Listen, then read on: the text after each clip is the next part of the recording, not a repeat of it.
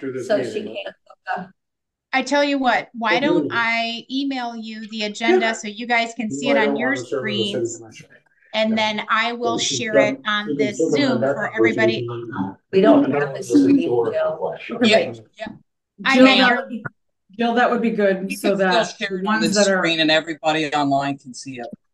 yeah. yes, I will Because you can't email it. see it, doesn't mean we can't see it. Is it easy? Yeah, and I will share it. Yes. Who has computers in the room? If you would send it to me, Jill, I'll go make copies real quick. So Jill, Yeah. I'm online and I'd be able to see it. Kelly's online, she'd be able to see it. Jennifer Champagne's Yeah, online, she'd be able to see it. yep, So the yep. only thing you need to do, Sherry, is go down to your share button on your, because you're still the host, right? Correct. Okay, go down to your share button. Go ahead and there's a little arrow next to it, and then pull that up and say share it, and then say all participants. Then anybody and Jill will be able to share whatever she's got on her screen instead of just you. Since you're the host, you're the only one right now that can share, unless When you I did a talked to co-host. Joel, Gave it. he told me that I was making Jill the host. Okay, That okay, works too. And I that am works too. now sharing. And Pam, I have emailed you this document, you and Joel, who is not there. I take it. Right. Yeah, he's at the Register of Deeds conference. So I will go make copies for Oh, anyone attending that the sounds meeting. that sounds absolutely terrible. I feel for Joel. Well, he's on Mackinac Island, so it's not all bad. Oh, okay. Well, there you go. All right, so Jill, I am going to make you the host. Okay, and I'm already sharing. So, Kelly and Kathy, can you guys confirm that you're seeing the agenda right now? Yep, I see it. Okay. Yeah, I can see. Yeah. All right, and Kelly, just so that you know, I am actually recording this one. I actually heard it and saw it, and I was like, good job, Sherry. I'm so proud of you. Thank you. I wish I would have been able to make it in because maybe I could have made the TV work too, but I'm stuck at home. Yeah, the HDMI doesn't fit into my Recording in progress.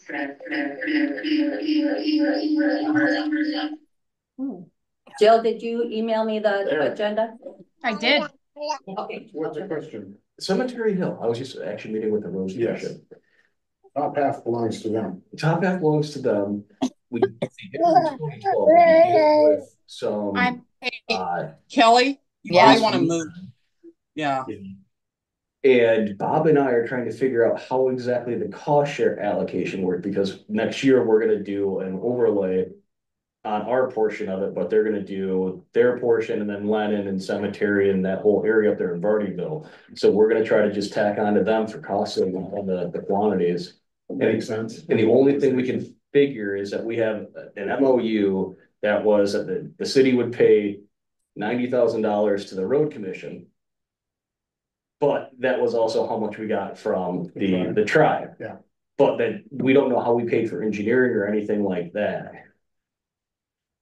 That kind of minutia I left with the city manager. Are you in contact with Doug? Not really. I have his phone. It's more so just going through the records because what we're trying to do is just figure out exactly the quantities more so because we're gonna work with the county on You know where MOU. the dividing line is, right? We're at the power lines, Okay. yeah, the turnaround. Yeah, and then we're gonna work with them on putting some extra drainage structures up in the cemetery and try to help mitigate some of that water up there too for them. Yeah, that's a runoff problem. Yeah, I was just talking to the Soil Conservation District lady yesterday at the park. And was telling her she was probably in middle school. I told her she was probably in middle school when we fixed St. Martin's Hill.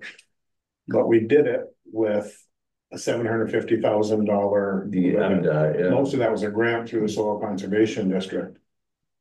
Mhm. That might also apply up on Cemetery Hill because drainage was the issue. We couldn't fix the road, but we could fix the drainage.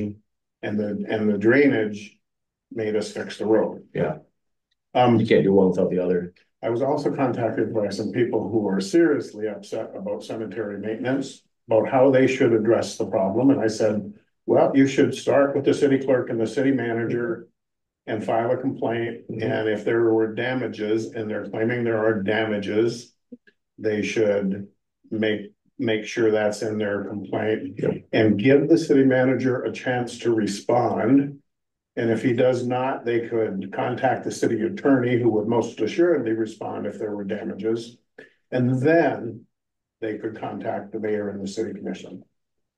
One of my great regrets about being the mayor is that people started the complaint process with me. Yep. And I had to work it downhill. Thank you. Thank you, Pam. And please note, I just added a number 1 to that agenda, which is just brief introductions, just so that we can record who's in the room and who is on the Zoom. So if we could just kind of go around and let us know who's in the room there in person and what agency you represent. Devin Wilson with the city. You put the entries, we put them. Yeah, the name. Sherry Gates, Elgin County Clerk's Office. Pam Johnson, Elgin County Treasurer. Rhonda Starnes, interested citizen. Pat Cornish, community member. Okay, and then on Zoom, let's start with with Kelly. Kelly, you're muted. Yeah, I know. There. Kelly Livermore, County Commissioner. Okay, Kathy? Kathy Reynolds, Munising DDA, Munising Partnership in the Chamber. Okay, and then I think that leaves Shannon and myself. We are, oh, and I lied, Jennifer Champagne. Can you go first, please? Yes, Jennifer Champagne, Munising Beacon. Okay, Shannon? Shannon Morgan, Renovari Development. And that leaves me, finally. Jill Ferrari, Renovari Development. We will run through the remaining pieces of the agenda and open it up for dialogue. Shannon, do you want to run the agenda since you did it this time? Absolutely. It should be a short meeting right now. Just wanted to give everyone updates. First of all, there's 2 very important pieces that we need to complete as far as the development team for us to move forward. We are in negotiation right now with the Niebels on the extension and getting a new purchase agreement for the building. They have laid out specific terms. They have expressed their willingness to move forward, but we do need to get through these final terms. Along with that, we do need to renegotiate the fire hall. There are some barriers here right now that are causing some delays to understanding our final structuring of the financing pieces. And one of that is the fact that the halls have taken a blight elimination grant, which causes some deed requirements for them to stay in the deal. What's critical on these 2 pieces is both of these 2 pieces need to be finished in order for us to complete the financing stack so we can move on to the next steps. So very, very critical, how the fire hall is structured. If the fire hall stays in right now, the way that Jill has run preliminary pro forma, and not to jump ahead into our financing, is that we would still be proceeding with the transformational brownfield. So that's key. The fire hall, is going to pose some challenges on that final ownership structure. And these are the 2 pieces that we've been going back and forth with all parties to finalize that. I'm going to move on to financing for tax credits unless does anyone have any questions about the purchase agreements or that process? Quiet is good. Yeah, and I will say that the Niebels are currently reviewing a draft purchase agreement with their attorney. So that is in their hands. And we do have a form of proposal for the fire hall that we will be sharing with Bromley this week to overcome the issue of ownership. But we are also working on a model that will allow us to achieve the transformational on just the marketplace deal as well. If we have to split these two projects apart. And this is highly technical, but just wanted you all to know that we are working on multiple paths to success, and it's going to take a village. So that's kind of where we're at with all that stuff. At the same time, I'll get started, but turn it over to Jill because she has been working very diligently at pursuing our financing commitments for tax credits. As you know, as the community delves more into the tools that are needed for housing, one of the biggest challenges we have is just financing that's available in this particular census tract is extremely limited. Number one, the fact that it is not a low to mod census tract when we talk about syndicating tax credit really limits our resources, as well as just looking at the mixed use structure. Typically, LIHTC performs better without the mixed use structure. I'll let Jill step in and kind of tell you the dozens and dozens and dozens of investors, that she's been reaching out to and working to get the commitments to syndicate the tax credits that we need. Yeah, so let's be, completely transparent. And I think there's no reason to, not share any of this at this point, because like I said, it is going to take a village to get this project done. We are looking at a current capital stack, a proposed capital stack that includes the 4% low-income housing tax credit. This is the non-competitive round of low-income housing tax credits. You can submit at any time, but the equity that it brings in the deal is much less than the competitive round. Our challenge here is in structuring it the way we have minimized the overall gap to the project, but finding investors in a 4% LIHTC in a rural area at the amount that we're requesting has become very challenging. We did receive pricing back from a few lenders that has required some tweaks in our pro forma. And I will say that to Shannon's point, the biggest challenge in this deal is the commercial space. However, we are going to do everything we can to try to figure out how to finance this the way it is, because we strongly believe that both these commercial uses are critical for the community. That includes the childcare and the market that we have proposed. But it really has been very challenging to find lenders that are supportive of the structure that we have, but we are going to keep pushing and reaching out to lenders, and we're actually moving to a more national base of community development finance institutions, and we're talking to potential partners, other low-income housing tax credit developers that have done work in the UP that may have a broader relationship base with lenders on 4% low-income housing tax credit. So that's a lot of information, but it's definitely a unique structure. There was a recent deal in oh man, where was it? It was Michigan Community Capital recently financed a deal that's very similar, that has ground floor commercial and 2 stories of residential through a variety of sources, including the 4% tax credit. And I believe that it's not in Cadillac, it's somewhere close to that, but they struggled as well with putting these pieces together, but they stuck to their guns because this is what the community wants. And so we are committed to doing everything we can to finance this building the way that it's currently planned. Just wanted to share the challenges that we're facing.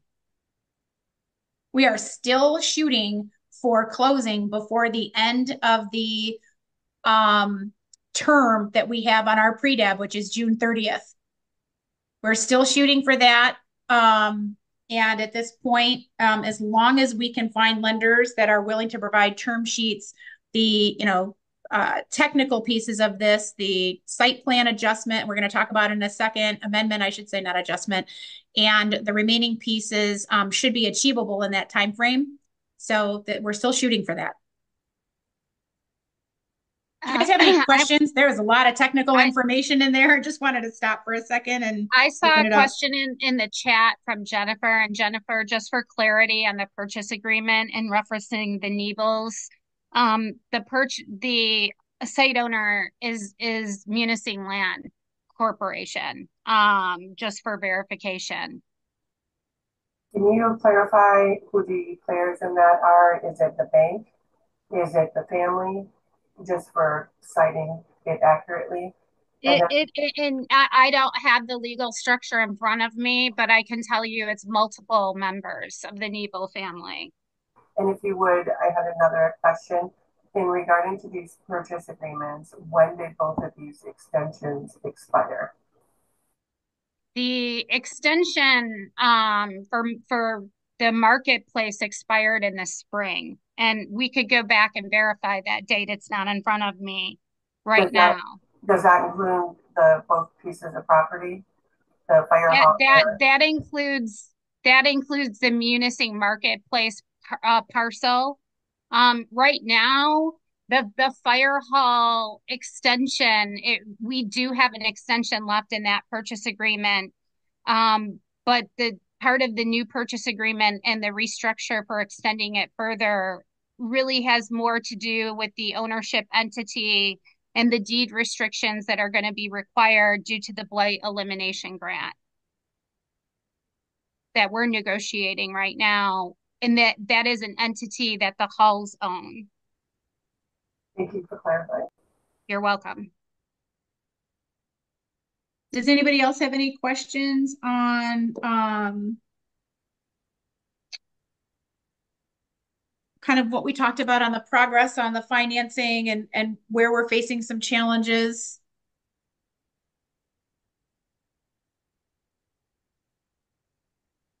I want to just add to what Jill said. These pieces are really critical when we do come up for the private one-on-one meetings and as part of the communication, because as Jill said, until these pieces are negotiated and finalized, there still could be multiple pathways in the final, what we talk about next steps, financing stack. So it's very hard to answer questions until the purchase agreements are negotiated, till we understand if we're moving forward with the transformational brownfield. And as Jill said, getting the actual terms, because the lenders deem the final terms in that structure. And it becomes very difficult to communicate what the next steps are till we get through and finalize those pieces. Which is going to move us to number 4, things that we know will be the next steps. And these items could be revised based on kind of where all of these pieces land. Obviously, knowing that moving forward with a tax credit will require a pilot, and we will need to negotiate with the city and DDA. And moving forward, once the financing pieces are in place, we'd immediately move into those next steps. Devin, as we've discussed multiple times, just finalizing, and same thing, the terms of the financing oftentimes direct our design requirements that we need moving forward. So once that is finalized and we come to the last agreement on what those are, we would explore if there's zoning requirements, that if we need to go through a PD or what those next steps were.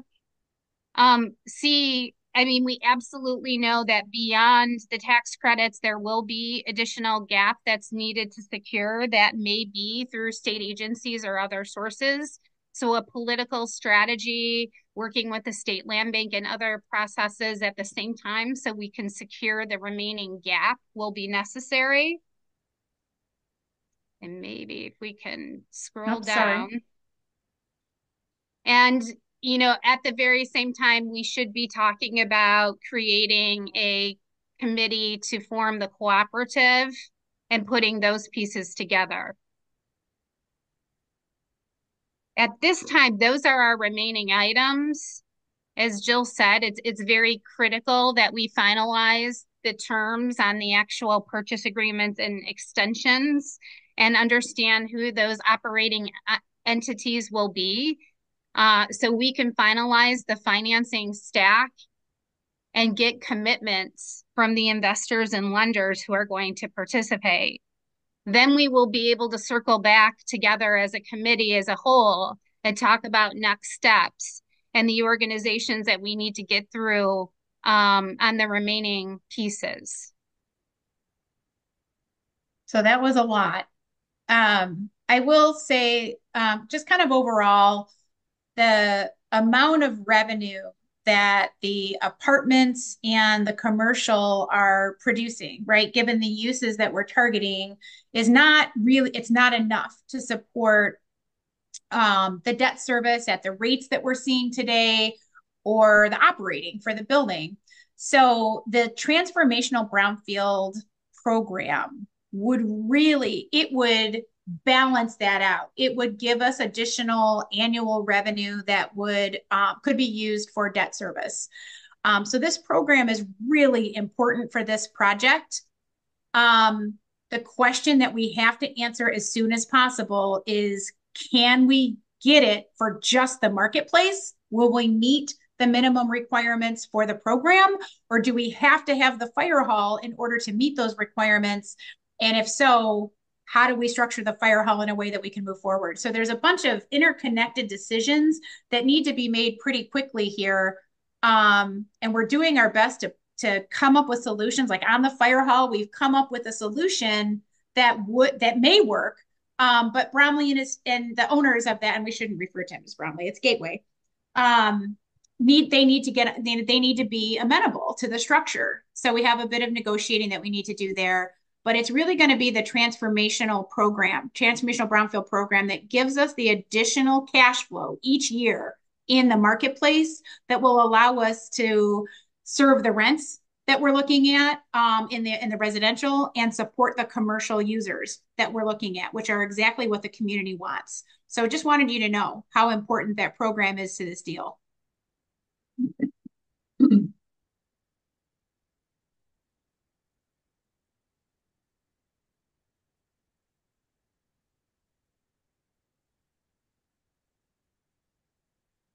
And I really wanted to have, we got our pricing back from the first lender. I really wanted to have an updated capital stack to show you guys and kind of tell you the path forward. But some of their responses are, and it wasn't a no. It was, we would be interested if A, B, and C, and A, B, and C are a little bit of brain damage that we have to figure out. So, as soon as we have some closer terms to make the deal pencil, we will definitely share that information with everybody to let you know how we're coming along. So yeah, I'm a little disappointed that I don't have something that I can share with you today, but I think we're going to have to do a broader reach to community development finance institutions that have a rural focus or a childcare focus or fresh food focus. And we have engaged our internal marketing team to identify those institutions to see if we can get someone interested in the 4% low-income housing tax credit on the project. I know you guys have questions. So this is Devin. Only question I have is with the new financing models, with the pilot in place, going to a transformational, everything like that. As you guys are aware, our DDA takes a pretty in-depth look at any approval they're going to give or need to give. When do you anticipate starting the education process with the DDA on those two new funding mechanisms?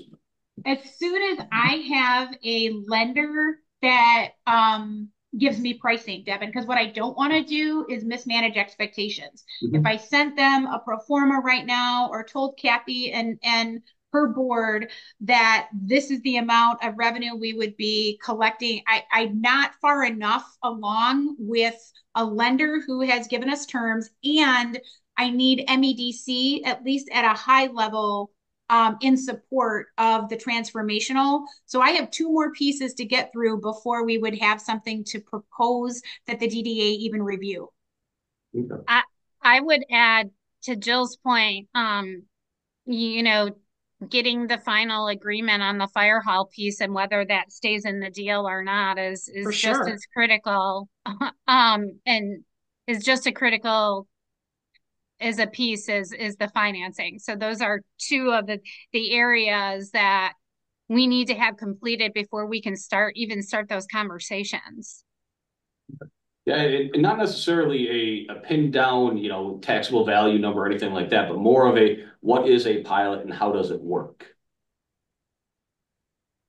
is more what I'm getting at is the introduction of funding models. So when you guys do have numbers in place, you're able to say, hey, you know how we talked about the PILT being this percentage of this development? Well, here's the actual numbers. So they, at least try to get the some information in front of the city and the DDA. So when it comes down to it, you guys are educating and also trying to deal with numbers at the same time. You can take, hopefully start the education process first and then deal with the actual nitty gritty later. Yeah, and I appreciate that because I feel like the more we talk about some of the basics, the better. But I also am a little reluctant to go in front of the board before we have some of these key issues addressed because I know, but just based on our experience, one of the key points for the DDA was the fire hall. Why is the fire hall included? Why, there was um there were some, there was some feedback on the fire hall. And so let us think about that a little bit, Devin. We are taking a lot of our guidance and kind of following through this advisory committee and not going in front of individual boards until we have a plan that the committee is on board with. But I understand your thoughts and want to make sure that we're getting some information out. So let us circle back on that.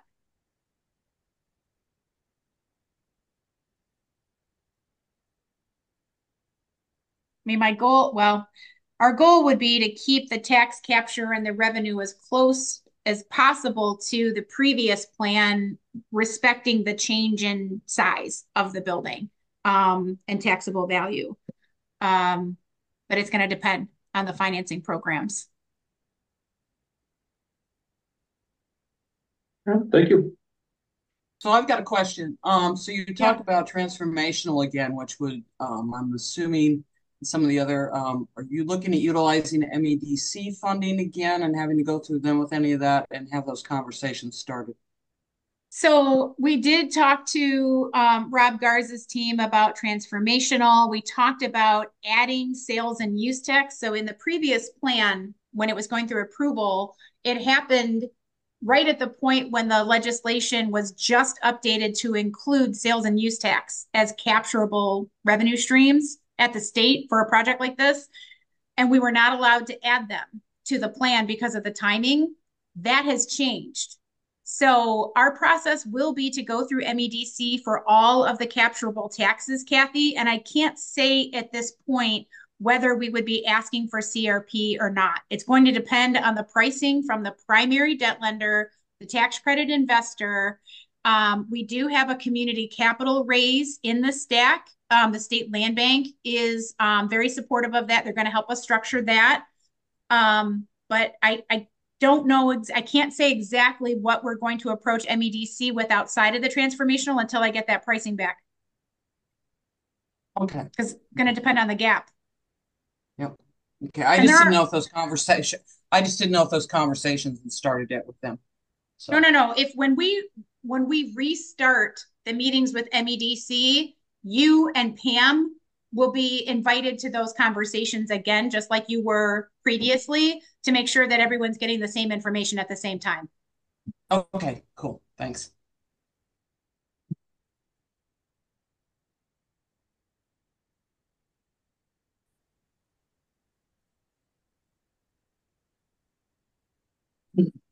Shannon, Joe, this is Rod. Sign me up for the co-op committee.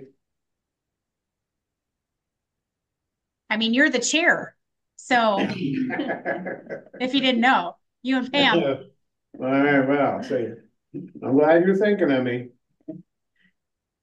There's so many resources for and by resources I mean other groups, how-to guides, folks that are supportive, other co-ops in the UP that are successful that are watching this and are interested in supporting it.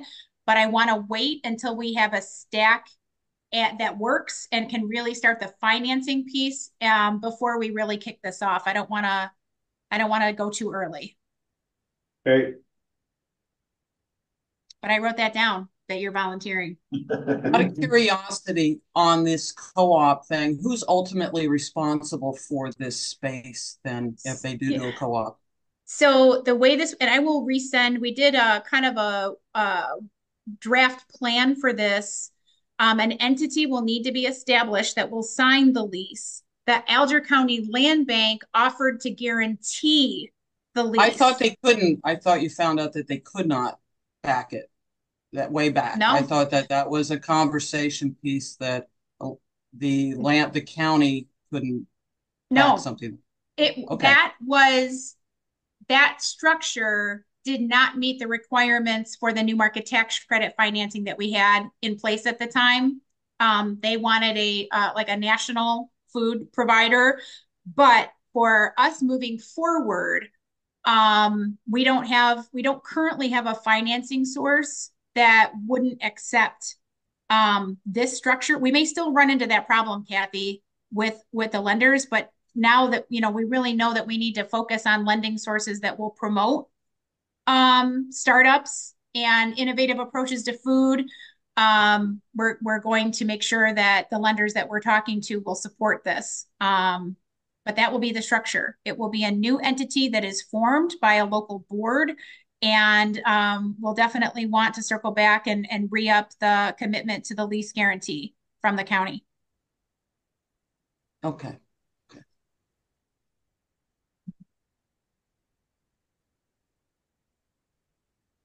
I have a question. Jennifer Champagne. In the last meeting, the State Land Bank had expressed, well, it was being presented that they were interested in closing the gap funding once you have things more secure. Do you have a specific number that they're willing to fund? Not at this time. Okay. And I want to just clarify my understanding of what they said is the state land bank's going to assist in the communication at the governor's office level to help us secure. I don't think they said they were going to fill the gap. They're going to assist in finding the tools and working with the agencies that have the resources and leading that political conversation to help secure the gap. Interesting. Also, there was some talk by Misha about, the structure of quote unquote crowdfunding, which is really community funding. Can you define that a little bit more for us? Yeah, so the recommendation was to crowdfund, which is allowable under state law for a portion of the equity into the commercial space. It doesn't really fit well with the low-income housing tax credit component of the building, but it does in the commercial space. And it would be a public platform that is a technology platform where residents, other investors can invest into that portion of the project. We're still deciding on the exact platform that we will be using. But there is a group called Community Capital, Chris Miller, that came up in the meeting that we will be talking to first. Is that different than last time, Jill? Because the last time when the project was in the works, I know I got several, and I talked to several business people that got several requests for funding through a crowdfunding type platform. Yeah. So in the previous round, I believe that we were really looking at a private placement for equity, Kathy, through the Opportunity Zone program.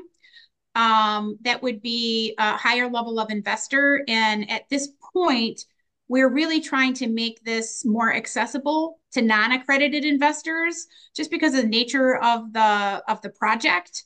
So our plan right now is to do a crowdfunding platform that would be open to non-accredited investors as well as accredited investors. And we're still working out those details, but it would be more public than the previous plan. Okay.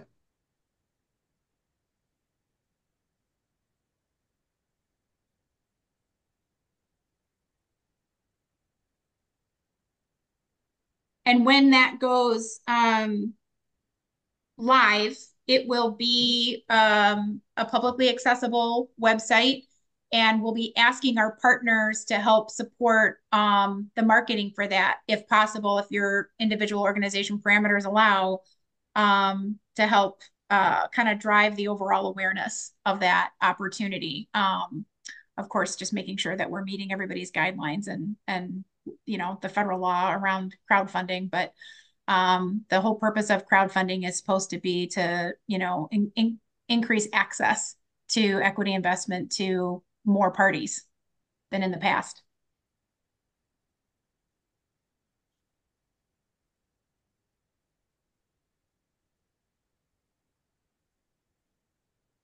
Anybody else?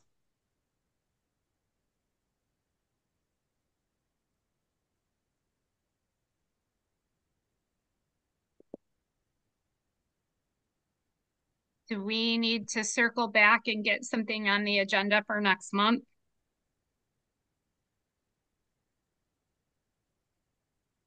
Kathy, do you want to circle back internally? Or Pam, I should say, do you want to circle back internally and discuss next dates and then send out notice? If you could send out notice at least for 3 months running, that would be helpful, or 3 to 6 months. Just because I know I've got standing meetings and I know a lot of other people probably do too. That so doesn't end up conflicting or make it so certain people can't make it or whatever it may be. Or This is the day before your DDA meeting, right, Kathy?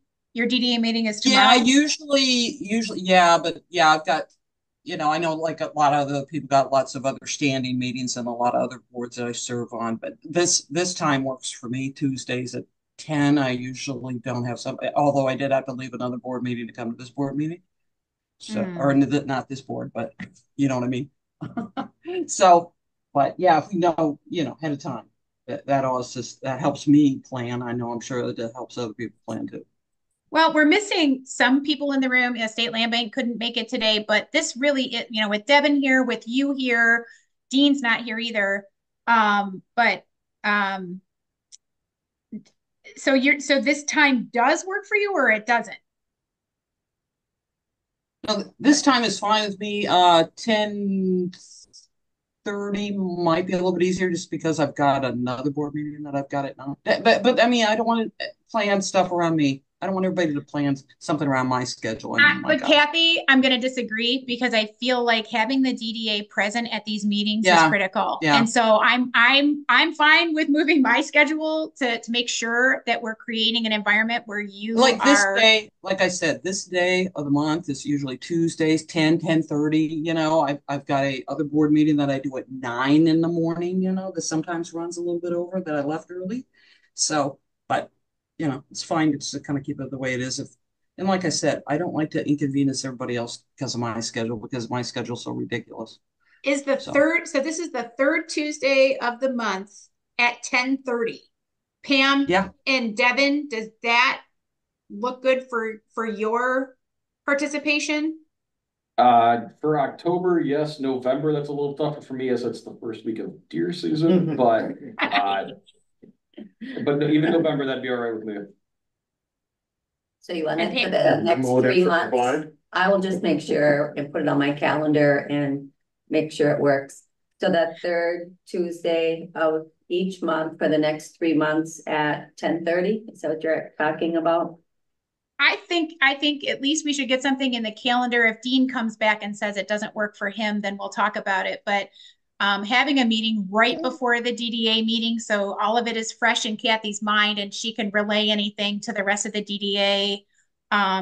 You know, I think it would be really helpful to have this timing be consistent. And I hate to tell you this, but the 15th, which is the third Tuesday I've got an event that I am hosting in Negaunee that day that I chair another board. So I'm sorry. That's what I mean. It's like, So I don't know if a doodle poll works well for folks.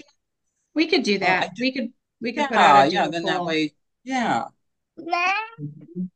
I didn't Nice even try. hear that last part. I'm sorry, Kathy. Did you change that, Shannon, Jill? I just said that we will put out a doodle poll to figure out Okay. what date and time works best. And maybe to Kathy's point, we have to do this on a month by month basis because things are going to be different each month. But let's get the next 3 months on the calendar, even if they're not the same date and time each month. So we will be in charge of that. We will send out doodle polls for October, November, and December and get things on the calendar. And that way we can include Dean and anybody else that's not here today that's critical to in the state land bank and others that are critical to the meeting. And just so you know, Devin, if you're still there, that's the day you got to be also in Nagani with me. So. Hunting season. That makes two of it. How do you do that, then? We also Friday. Oh, You can't go to deer camp on Wednesday. You have to wait till Thursday. Okay, we'll just wait to hear from you. I think that's it. And we will, yes, we will be sending out 3 different doodle polls for one for each month to see what works best for everybody. Thanks, Jill. It's my pleasure. I want to make sure we're trying to get as many people here as possible to these sessions. Pam, do you have anything else? I do not. I am going to, Kelly Livermore and myself, we're going to be at the State Land Bank Conference. That's why the other one, State Land Bank, can't be here today. It starts tomorrow. We're going to be down there for the rest of the week. So if anyone has any questions or suggestions that they might want me to bring up to them, just give me a quick email. Okay. Thank All you, right. Well, everyone. thank you all for your time and your patience as we really try to figure out how to finance this because and just to circle back, we do believe that the way this is structured now is exactly what the community needs. And I think there's enough support. We just have to find these first 2 prime components, the tax credit investor and the primary lender. None of the other pieces can fall into place until those 2 entities are identified and we get term sheets. Because all the other pieces will fall in behind that. And we're working hard. I want you to know that we're working really hard to find those folks. So thank you all for your time and patience. Thanks. See ya. Thank you. Thank you. Bye. See you, bye.